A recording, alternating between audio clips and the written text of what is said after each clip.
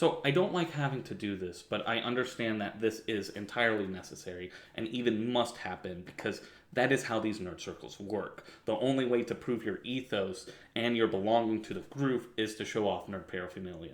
I have been playing D&D since 4E. Pause. So when I say 4E, I mean 4th edition D&D. Unpause. And my DMs have largely been the oldest of old school guys who have been playing since D&D launch.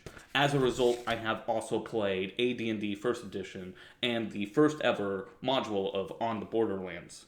And I've also played at least half of the First Edition AD&D Giants module. After making it to 20th level in 4E, I have never played Mythic or the 20th level character, and there are reasons for that unrelated to this video, and 4E largely ending, my group then moved on to Pathfinder, which we had seen in other sides of the convention rooms while we were playing 4th edition Battle Interactive at cons. Since then, I have had a 17th level character, a 18th level character, and an epic level 20th character with 3 mythic levels, which I did play in Pathfinder. I've played Pathfinder enough that my first core rule book has a duct tape spine, and I had to get a new book. On top of this, I spent, I want to say, 5 years playing Pathfinder Society, Org Play, where I won this book in a raffle. Pathfinder Society. What a mistake. I miss it so much. I also have a 20th level Starfinder character, a 10th level Starfinder character, and I have ran one adventure from, I think, Return of the Rune Lords or Rise of the Rune Lords, I can't remember, and ran a small amount of the Shackled City, which I have converted into Pathfinder. I've run it twice, never got past the second dungeon. I've also ran a 5-year Changeling the Lost campaign, a Vampire 20th Masquerade edition, one-off that turned into a 2-off, a Call of Cthulhu one-off, and so on. I have a lot of tabletop gaming experience. I also have a lot of MMO experience, and not World of Warcraft, but all the losing MMO experiences. I'm talking Terra, ArcAge, DC Online, D&D Neverwinter Nights, and The Secret World. The most common complaint about these games I hear when people talk about them, and in general with these MMOs, is one sentence that you can always find in the chat of these dying MMOs. A shame there's nothing to do in the endgame.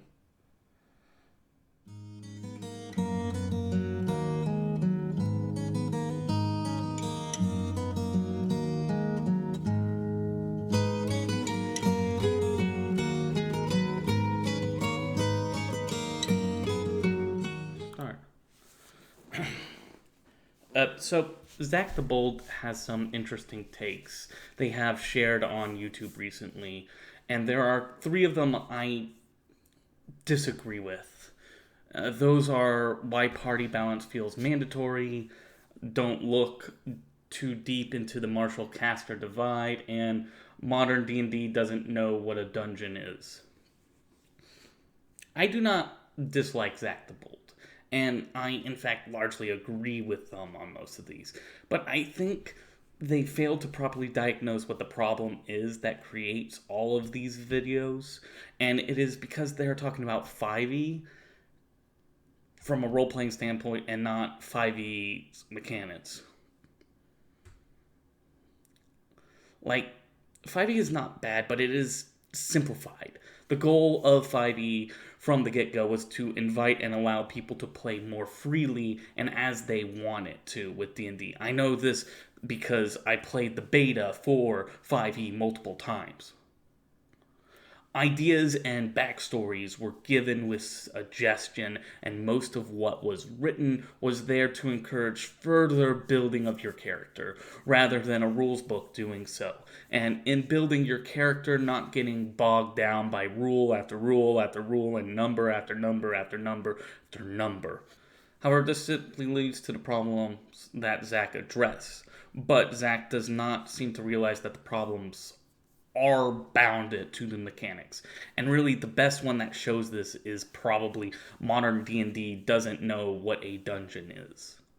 In this video, Zach notices how dungeons have become fight after fight and largely filler in between the fights that actually matter.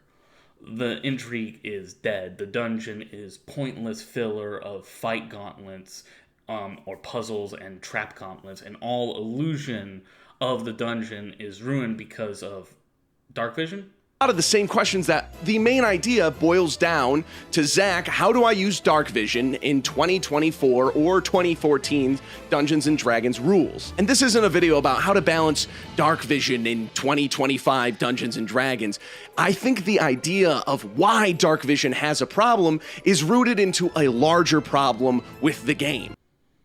Okay, I do not understand this. Like, I mean, I do not know anything about AD&D 2nd edition, really, so I don't know what infravision is or its effects on the meta, but I do not understand why this matters. Like, I have not played as much 5e, but I have played 2 homebrews of 5e and raided Strahd's Castle, and I don't understand how dark vision ruins dungeons.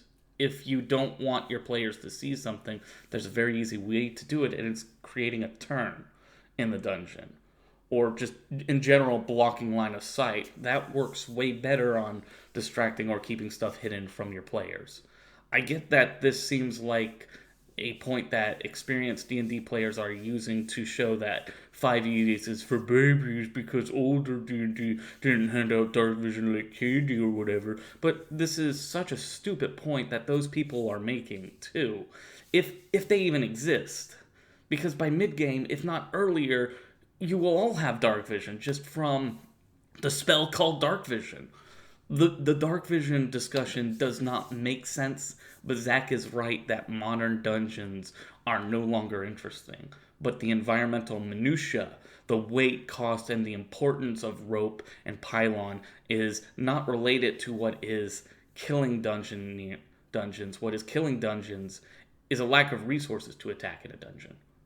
Largely, he does not want to do OSR, which, I mean, I like OSR in concept, but I haven't been able to play it yet. It's just not within any of my play groups. But still, the issue is to make dungeons threatening, there needs to be resources to attack, or at least multiple ways to attack those resources. This will mechanically make dungeons more interesting, but it is a lack of resources that makes it more difficult to make dungeons interesting, or a lack of ways to attack those resources in 5e. Now, Zach is not talking about mechanics as much as intent here. In fact, Zach kind of hates to focus on mechanics, but I will get to that more. What Zach is talking about is the environmental story that your dungeon tells. Questions, answers like, why are these creatures here? What makes this dungeon worth going into? What was the history of this dungeon? Why do people not come out of this dungeon? These things make the dungeon more important, but they do not make the fights more instantly thrilling or interesting, which is why other tactics like monsters more powerful than the party or visible traps that are better off being avoided than can be added to the dungeon. Still, I think Zach does a disservice by not going over the mechanical limits, because for 5e, it does make the process of making dungeons threatening difficult, because there are only 2 resources that are easily taxable in 5e, and those are health and combat spell slots. Here is what I mean by that. This is a right in D&D 5e, and this is a right in Pathfinder. In 5e, the right can life drain you, which deals damage that lowers your max HP. This can kill you, though in a fight between the right, the damage would kill you before the lowering of your max HP, so I don't quite get that. Anyway, you cannot regain your max HP until a long rest. If this ability kills you, 24 hours later, you'll become a zombie. Notice 2 things. 1, damage is dealt, and max HP is lowered, which means that there is an attack on the amount of damage you can take. Still, a right can pose a threat to a party's dungeon crawl and make things more tense, but the only cure seems to be a long rest, though you can use restoration. I have seen that on there, and or at least greater restoration, but not lesser, or just restoration, I'm not sure. I would allow restoration, or the paladins lay on hands if they're high enough level, just going by that. This leads to an encouragement of more long rest, though, instead of actual resources being spent. Because you don't want to go through the dungeon with less max health. Now, let's look at Pathfinder. Right damage is still dealt by a Pathfinder right, but now there is an energy drain. What is that? Well, if you fail to save, Instead of your max HP dropping, you lose a level. That is not true. Instead, you gain a negative level. And yes, if you get crit, you can gain 2 negative levels. Now, you might be asking what happens if it takes all of my levels. Well, you die. Duh. Also, noticing that if the Pathfinder right kills you at all, you can't become a serving zombie within 1d4 rounds. It can literally be the next round. And that negative level, well, it just goes away after a long rest, right? No. A long rest? No. Nope. The way you get rid of it, of a negative level, is by leveling up, which doesn't really get rid of it, or having someone cast Restoration on you, or you make the saving throw after 24 hours, not a long rest, 24 hours. If you fail the save, the negative level is permanent. If you get killed and brought back, the negative level remains. My point here is best shown as an example. Let's look at Cauldron, the Shackled City. Vanishing in Jazdairun. Gnome architects and artisans designed and built much of Cauldron. One of these architects, a gnomed wizard named Jazdairun, also found time to carve out a secluded enclave in beneath the city for himself and his kin.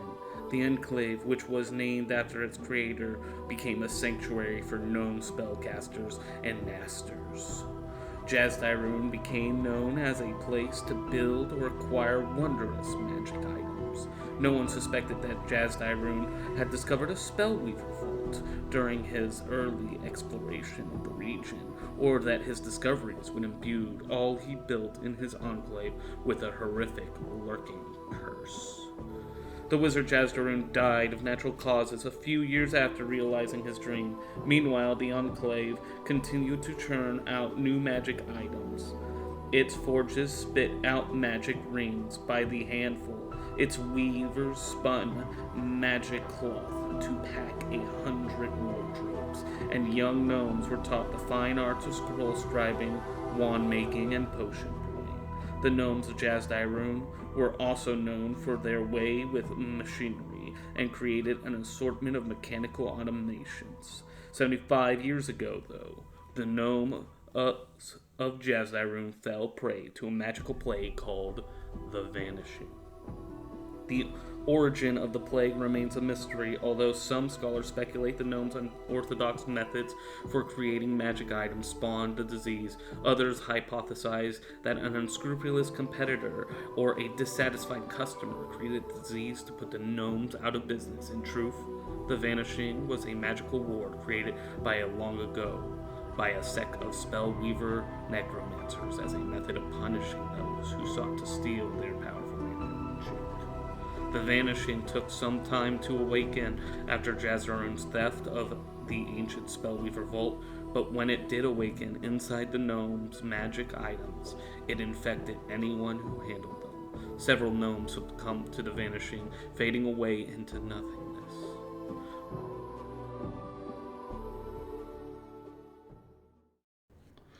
What does the Vanishing look like? Using mechanics of 5e. Well, I'm not an expert, but here's how I would try to do it. The target creature must succeed a 14 con save. Failure results in a 3 HP lost of the target's max HP.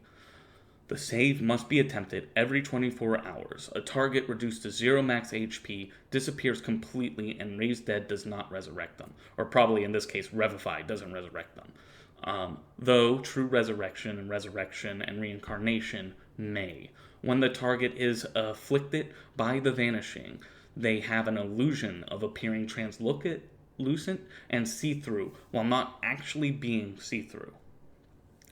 All their equipment is still there, and they can physically touch things. Creatures afflicted do gain a +2 bonus on stealth checks if not wearing armor. Unlike other diseases, a medicine check cannot be used to aid or make the save. Only a cure disease, cure curse, or break enchantment may cure the Vanishing. After being cured, a long rest restores starting max HP. there, that might be my attempt at this. It may be one of the most powerful diseases made in 5e that's not homebrewed. Now, here is how the Vanishing reads for the module, how it would be directly translated over to Pathfinder even.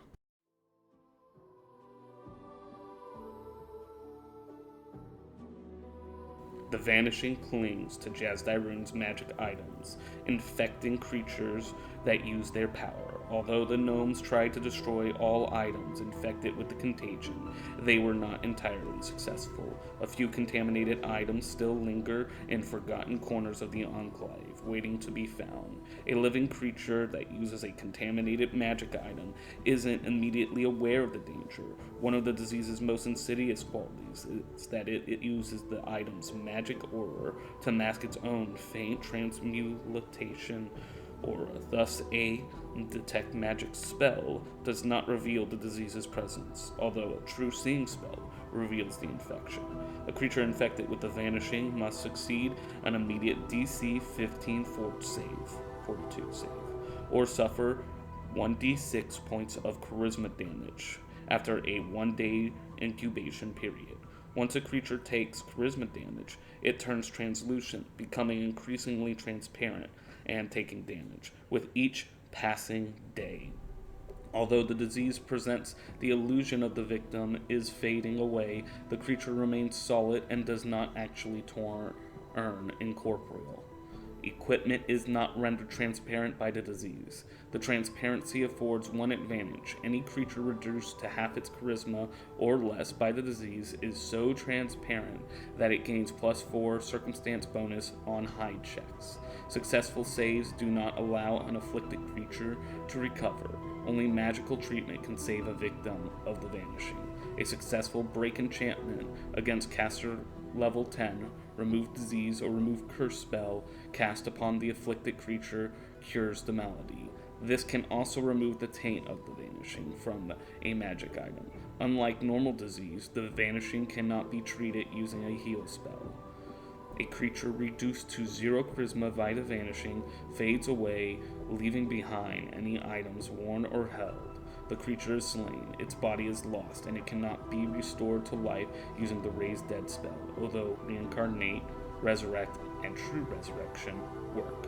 The effect of handling multiple infections items are not cumulative. The Vanishing cannot be passed from one creature to another by touch. Any character that is immune to disease is also immune to the Vanishing. And the players wouldn't know any of this, and also all the background information could still be kept into 5e, but most of the other mechanical layer stuff could not, I think, transfer over so well. So what's the problem here? Well, the problem is reactions in 5e. The response to this disease would be, fuck this, I'm building a new character. I wouldn't blame you even. Now, I may have buried the lead because this dungeon that this appears in, that this Vanishing appears in, you're level 1 adventurers. Maybe you'll be lucky and be level 2 when you come over to this Vanishing. And while the difference is, again, resources. In 5e, you need your HP for everything. If you are poisoned, it will hit HP. If you get hit in combat, HP. If a spell is cast, it will do HP damage. If you fail to find a trap, it will do HP damage. It is all HP. You are now closer to death and at level 1. To go from 10 HP max to 7 HP max, and maybe tomorrow you're at 4 HP max, is not worth continuing. However, if you are Charisma 10 and go down to 7, and then later 4, if you do not have a need for high charisma, the temptation and thought of, well, maybe I can make it, maybe there's a way later in the dungeon that can cure me, is way higher. This is what I mean by the mechanics can help the immersion of the play and the threat of your dungeon, and it helps to make your dungeon more threatening and more of a crawl and less of a retreat. When you have more systems and mechanics that allow you to target more or varying resources, if you always attack health, then they are going to quickly want that long rest or constantly buy boatloads of healing items and pester their healer. Whereas if you attack their abilities, if you attack their equipment, if you attack their range ammunition, if you attack their spell slots with utility slots that they have to use to get through these other situations, they are going to have to think about how to get these items. Well, you could always just go out of the dungeon and buy more arrows. Sure, you can. But you can also pick them up from enemies. Maybe you find magic arrows, and maybe that arrow has the vanishing on it. A lot of this can be done in 5e, minus the ability damage and level drains. There's not much that I think does that. But the philosophy and way that people play 5e would make one not want to play this or do that. This furthers the problem of party comp, as the discussion of party comp becomes one of taking away players' agencies to choose what they want and harm the characters they want to make and roleplay, which is what 5e does care about. Now you all know the bots and their songs. I'm going to make this quick. I want to go over quickly how team comp works in D&D for those who might be watching who don't know anything about D&D, which is odd, but I'm happy you're here. Hi, and great to have you. Please like and subscribe. But for those who don't know, we're going to mainly be talking about 4 roles. There's more roles, 5 roles, kind of, but there's a lot of roles that you could technically split your group into, and it really depends on the group. Basically how you have all agreed how the rules are, or what these roles are in your group. And it can be, the best way to describe it would be using kind of video gamey terms, where it's, you have the guy who takes damage, you have the guy who deals damage, you have the person who heals the damage, and you probably should have somebody who can look out for traps. That's all. I think truly the problem with team comps have is there are just not enough options or variety in 5e. Sure, there are always the assholes who keep commenting on how there needs to be a cleric and a rogue in the party in both 5e and every version of D&D. Zach's thoughts on party comp is that it should only exist when the party really, really needs a cleric because they keep dying to overly difficult fights that the DM presents. Look, I also understand Zach's point of not wanting to switch somebody for their team comp because these games can last a long time. But, do you not talk about this at session 0? No mechanical discussions, not even a question of, okay party, where are we getting our heals from? I get the not wanting to be stuck with a character that you don't like for years, but you are playing with a group of other people who do not want to be stuck with a character that they can't work with for years. This includes the DM. Do you need maybe a DM cleric? I had one. Party jokingly referred to them as Eric the Cleric.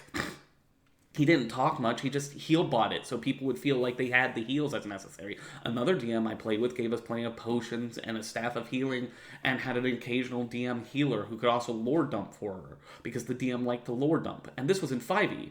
You might remove dungeons, because as I stated earlier, dungeons are a resource sink, and your key resource in 5e is HP. Not your only resource. It seems to me that the DM should know where the healing is going to come from in general. And it might be worth educating your players of all the different places that healing can come from. Zach mentions wanting to be a bard, and while a bard might be considered a suboptimal healer, they can still do enough healing to make it through combat. And if all you want to do is a battle-to-battle-to-battle moving the plot forward story, and not some sort of dungeon crawl event where you have constant crawls through a dungeon, then mechanically you should be fine with a bard.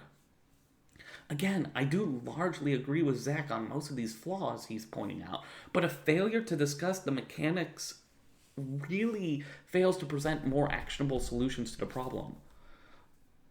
Zach could have been talking about how a bard can heal more if they went into being a glamour bard, or the divine sorcerer re-rolling their heals, or the Warlock, Divine Contract, a Paladin focusing more on their lay on hands, Druid healing, or going through the Circle of Dreams for more temporary hit points to give out, or even just the different clerics that can do it in the DM. Personally, I realize how the Grave Cleric turns healing on their head, how you're constantly asking if your party is at 0 instead of low. Instead, we get this video that seems to agree with the view that healers are unfun and uninteresting to play, so don't force people into it.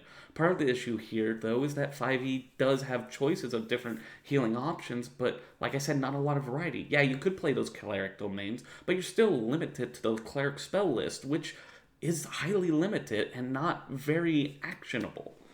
I could then also go on and mention my Bard Paladin, my Bard Paladin halfling with 2 pistols in Pathfinder, who would stop performing in between shots to force instant rerolls of saving throws, as well as having healing on hand, and then continue to perform on his turn.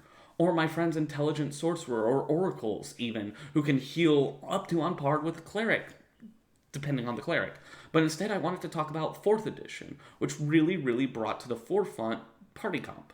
In 4e, there are controllers, strikers, leaders, and defenders. You can play, in theory, without one of these, but the system will take a chunk of its fun away from you within fights. Without a defender, you will play a game of chicken, and fights will seem so much harder as to be almost impossible, with certain creatures one-hitting everybody in the party. Without strikers, the fight will last forever as you slowly whittle away a meaty HP enemy.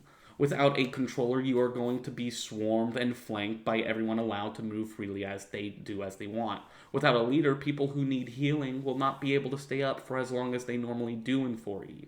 The compensation, though, is that each of these roles has a class that plays these roles entirely differently. Bards heal well outside of combat, as well as in combat, but they also allow different types of buffs and debuffs that encourage certain attacks or punish enemies for doing certain actions. Clerics give a lot more healing, but they can also turn into turn monsters or turn undead monsters that I've seen one of my friends do, where he could turn 3 times in a fight when you can normally only turn twice, and he could turn demons, outsiders, undeads, and dragons. The warlord is allowed to have other characters do attacks on their turns, or even have them take whole actions during the warlord's turns. The mechanical difference matters for helping encouraging people to play a balanced and more satisfying party comp. These mechanical answers can help explain why players do not want to play a cleric. But I should answer from a roleplay perspective why people may not want to play a cleric, which is to say, I don't really know. I have some guesses. I guess people don't want to roleplay, say, being pious or religious. It's not as fun to roleplay, I guess. At least I think that's what it is. It's hard to say what's unattractive to people when it comes to roleplay, and what a person brings to a class from their own mind on how they have to roleplay it is hard to predict. So if no one at the table wants to heal, but the group does need a healer, then what is the solution being presented by Zach?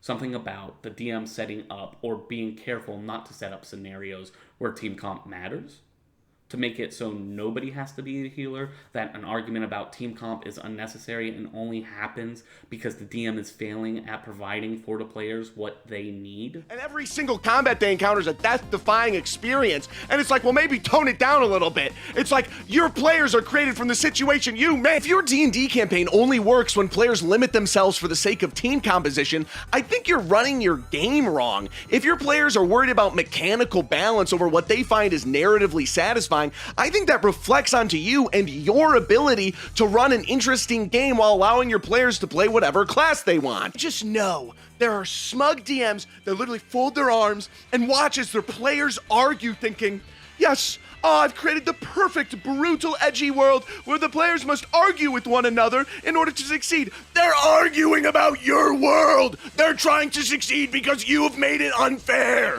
It feels off as a example or reasoning because the discussions around team comp did not come from the DM nor the players, but from the game system itself of D&D since the beginning. Like, we always had the wizard, the rogue, the fighter, and the cleric, the original 4 that you want in each party. They need in D&D more than ever. The wizard might die easily at first, but their endgame power is strong enough to turn fights on its head alone. Someone must be able to deal damage and find traps or do other sneaky skills, so you need a rogue. Someone needs to be able to use more than one weapon, since armor gives resistance based on weapon type, meaning that you need a slashing, piercing, and bludgeoning, and only the fighter can start off with 3 weapons. The cleric is there because when everything does a d6 damage, and your HP is based on what your health roll is plus con, then even if you're a fighter, you can be dead in 2 hits. You need at least one who could do these jobs, one person who could do each of these jobs. Zach's main takeaway point in this video is the desire to have these hard, dark, deep worlds, but not wanting to force team comp, because team comp is unfun, especially when forced, which points to a frustration with 5e system. Whether they mean that to be the point or not, that's what it points to. That in 5e, it is unfun to do team comp because most people will just yell about being the cleric and not wanting to do any other healer-based classes besides cleric, or to produce their own characters with off-healing, because that's not a solution. These would not be yelled about solutions. It would only be, you have to be a cleric now. There is a mechanical discussion, but the discussion is not had because the mechanics of 5e are less satisfying and presented to be ignored. Or at least Zach implies this by not discussing the mechanics. Further implied by the video is that the mechanics of 5e, a healer is unnecessary unless you really, really want to get into difficult fights, presented by only the grimmest of darkest, silliest worlds. Otherwise, you would not need a healer for your normal adventure that 5e offers. When hours have gone by, I close my eyes. In a world far away, we may meet again. But now hear my song about the dawn of the night. Let's sing the bard song. So martial classes are generally classes that people have talked about as like the fighter or the barbarian, people who use a big sword or an axe or some sort of weapon and specialize more in that. The ranger can be that, but they also sometimes often have their own magic. But largely if you focus on hitting things with swords or with weapons and stuff like that, then that is going to make you more of a martial class.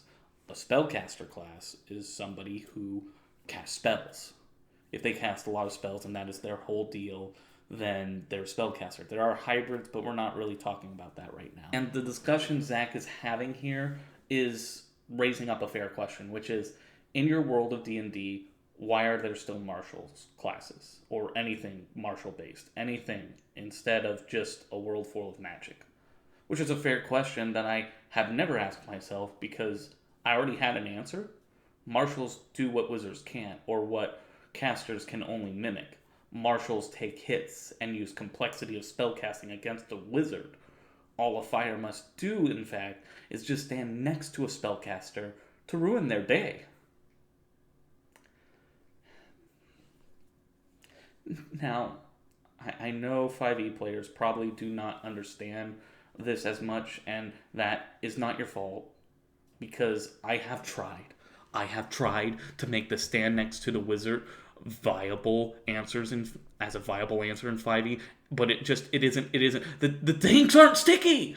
It drives me mad. Sentinel and Tunnel Vision, Tunnel Fighter is not enough to make one sticky. Mage Slayer isn't enough to fix this. Gutting Attack actually kind of works.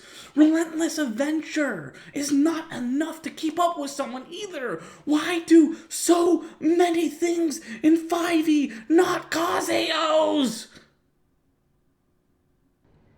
In a fight, everyone is constantly watching for a chance to strike an enemy who is fleeing or passing by. Such a strike is called an opportunity attack.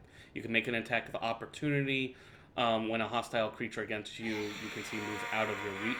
You make an opportunity attack. You can use your reaction to make one melee attack against the provoking creature. The attack occurs right before the creature leaves your reach. You can avoid provoking opportunity by using the disengage action. You also don't provoke an opportunity attack when you teleport or when someone or something moves you without using your movement action or reaction. For example, if You don't provoke an opportunity attack if an explosion hurls you from a foe's reach or if gravity causes you to fall past an enemy. In Pathfinder, the things that trigger AOs are casting magic undefensively, don't worry about what defensive casting means, while in range of an attack, so if you're standing next to them. Moving out of a threatened square, threatened by the creature's weapons, unless you do a safe movement out, which is a 5-foot step. You only move 5 feet. Making a ranged attack from a threatened square. Yes, this does include your magical ranged attacks, as well as bows and crossbows and anything else, or throwing a weapon. And these are just the base ones that I can think of right now. You can have way more. If you build your feats to do so, you can basically take an AO for breathing too hard. Now, I know you 5e fans are upset but and talking about how it makes no sense and how this really hurts the wizard too much or doesn't make sense for why you would hit someone with a bow if they're standing right next to you and pulling their bow back and trying to shoot you with an arrow, or you're asking about the disengage option, which I did kind of mention. It does not really exist as a disengage option in Pathfinder. You just take a 5-foot step back, and that's your movement. Your move action is I take a 5-foot step backwards. But this answers the whole question in the video. Why are there martial things still? Why hasn't magic completely taken over? Well, because the best way to stop anybody from casting magic is to have a guy in full plate, or worse, the monk, stand right next to them. Well, what if they just, the wizard just steps away? Well, then you take the step-up feat, which anybody can take, and you follow them. Don't let them get away. What if they teleport? Well, there's a feat for that, too. I will spend some brief time going over Zach's other points about magical items and creation, but the answer is largely the same. A sword is still pretty good at chopping wizards up. It's pretty good at breaking things. It's pretty good at destroying stuff. Everyone wants magic items, though, and those will always be somewhat abundant depending on the setting you are in. I know Dark Sun has no magical items. Please don't try to...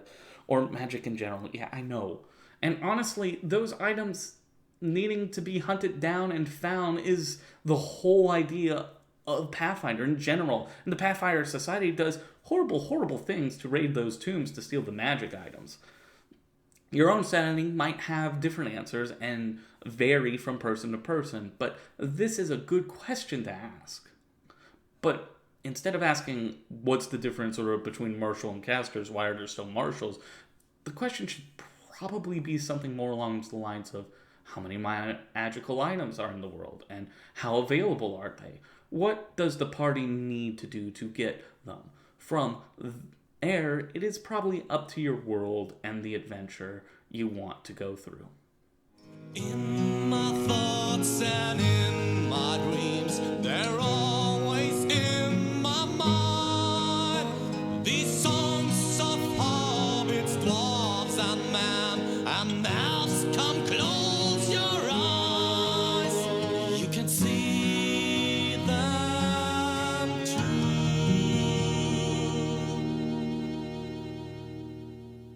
I don't think 5e is a bad system. But I think that a lot of 5e's design mantra was simplicity to invite newer players into the game space, which 5e greatly succeeded on. Way more than 4e. Oh boy, 4e. When you make something simpler, there are prices to pay though. And a lot of the price 5e pays is its ability to allow for more versatile gameplay and strategies while still allowing more fluff and roleplay. Its mechanical battles and other systems can end up feeling very samey, especially when compared to more complex systems. The issue this leads 5e into, especially with its end of cycle coming out and a new edition is getting ready, is that the repetitive nature of 5e has led a lot of players into a mastery of its systems through that repetitiveness that has resulted in the simple nature of 5e's mechanics betraying them. They want something different, but the system does not really let for that so much difference beyond the blank spaces they are left to be filled out by the players. And thus you have a game where people even wonder why you would play a martial class or have them in your world even, where people wonder why we have to worry about team comp at all, where the concept of a dungeon becomes difficult to make engaging beyond the environmental storytelling because the fights all feel the same. A game in which people can graduate from the mechanics and understand them perfectly, but not have much of anything to really add to the game or find anything new to see. Congratulations. You have graduated from 5e. There is no endgame. So I don't technically need to do this, but these are my Magic the Gathering decks. I'm super proud of them. Just one more to go on. Let's see. This is my Tristani, the Three Whispers. I like to call her Tristani because she is Gatekeep, Girl Boss, and Gaslight.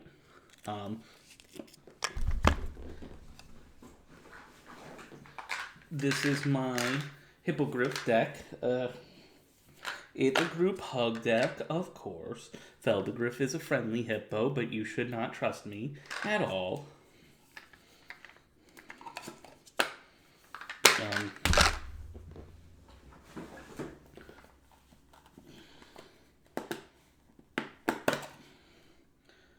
Oh, and this is my Arthur deck. He is a Mouse Knight, which is very cool. And I think people underestimate him sometimes because he can hit pretty hard when he wants to.